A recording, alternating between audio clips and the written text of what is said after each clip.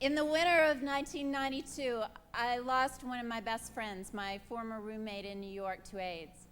One day I was rubbing his aching legs, and the next day he was gone. And the next day I boarded a plane to begin filming Philadelphia. The flight attendant pointed to my seat, and I had a moment of sad shock as I looked down at the passenger that I was to sit next to. No hair, impossibly thin body, gaunt cheeks. And then this man, who looked not unlike my friend Peter had looked in the latter months of his life, looked up at me, and I realized that it was Tom Hanks. For all of us in the cast and crew of Philadelphia, this film had special meaning. These are a few things that stand out in my memory. I remember watching Tom Hanks quietly and with a good humor that I couldn't even relate to eat pathetic little meals that some sadist prepared for him, while Jason Robards and I went traipsing all over Philadelphia, gorging ourselves in a different restaurant every night. I remember how easy Tom made it for everyone to love him, for every actor to be deeply invested in this story, for Joanne Woodward to love him like a son, for Denzel Washington's character to overcome prejudice and replace it with a huge admiration. And I watched while he and Antonio Banderas treated the subject of gay love with tenderness and respect.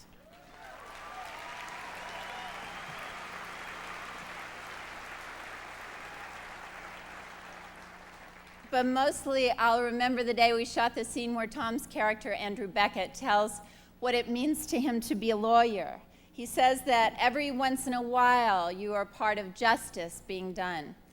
I know I shouldn't admit to this, it really doesn't make me look so good, but the first time we shot this scene, I became so lost in, so mesmerized by the truthful beauty of Tom's work that I forgot I was in the movie. I forgot I was supposed to be his legal nemesis, and I certainly forgot I was supposed to speak. And so I sat there staring until I realized to my horror that every eye in the courtroom was on me and that I had no idea what I was supposed to say. I'd apologize, Tom, for giving lousy off camera, except that Jonathan did print that take and he used it in the movie. You make one proud of our profession, Tom Hanks. You made me proud when we had a fundraiser for our little local AIDS care center in Ventura, and I couldn't imagine anyone from Hollywood wanting to drive up for an hour and a half to introduce Philadelphia to a crowd a 20th the size of this one. You came, you shook every single hand, you made everybody laugh, you made us all look good. I'm proud of the quiet, often anonymous, but very real generosity of you and Rita Wilson toward all kinds of causes, but AIDS and pediatric AIDS being high on the list. Speaking of Rita Wilson, I'm proud of you for being married to such a brilliant, talented fireball of a woman.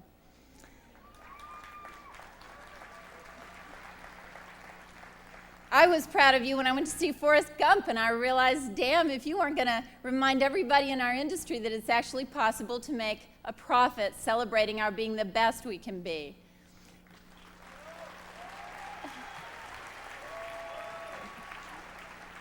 And I was proud but not surprised the other night when we had dinner to realize that you actually now have a respectable working knowledge of aeronautical engineering now that you played an astronaut on Apollo 13.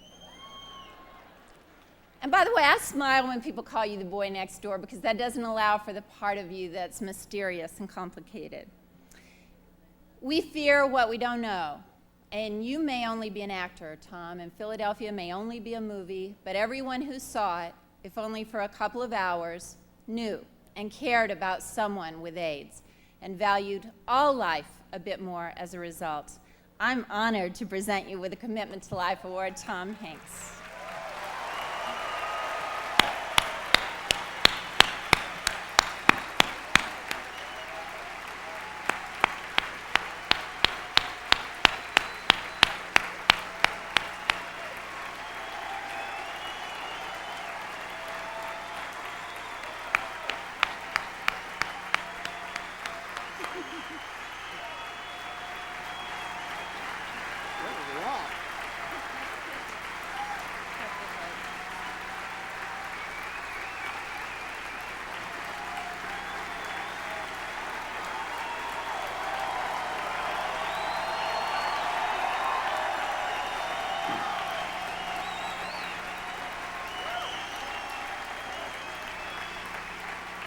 Thank you.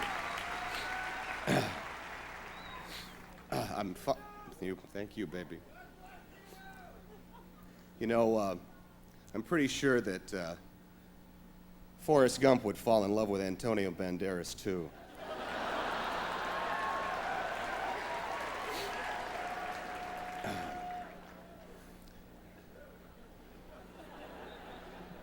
Grace signifies honor and dignity. Grace is also defined as elegance, beauty, and the help given to mankind by God. As the calendar continues to make our world a lesser and lonelier place, grace, it seems, springs from many sources. It springs from parents who have lost their children, lovers who have lost their mates, from people around the world, and from people in this building who are reacting to the unstoppable burden of our time. It is humbling and inspiring to witness this amazing grace.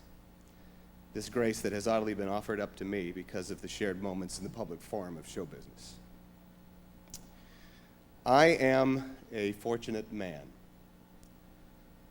I am fortunate to have had so many positive and worthy influences in my life, including the teachers who were gay, who saw me as an enthusiastic student, the friends who are gay, who saw me as someone desperately in need of a clue,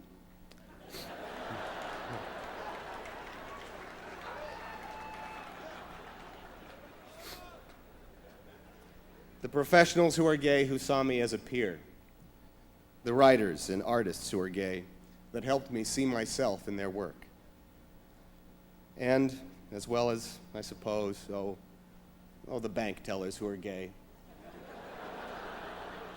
who saw me as someone who needed to cash a check or make a deposit or something. I believe I am a fortunate man because fear and suspicion were limited aspects of my circle. So I learned from many different sources the values that expanded the horizons of my own self-consciousness. Values like respect and pride and accomplishment. Values like love. Values that worked in making me a better friend, a better father, a better lover, and a better man. It is a work that still continues, of course, just as it is influence that still lingers. My friends, I believe that love is love, just as light is light.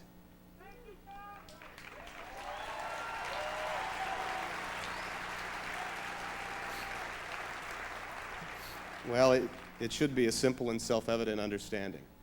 To love unconditionally is to find our place here. It's something we all yearn for. It's something we all seek. And it's something we all need. I have been raised to believe that the diversity of my country is the strength of my country.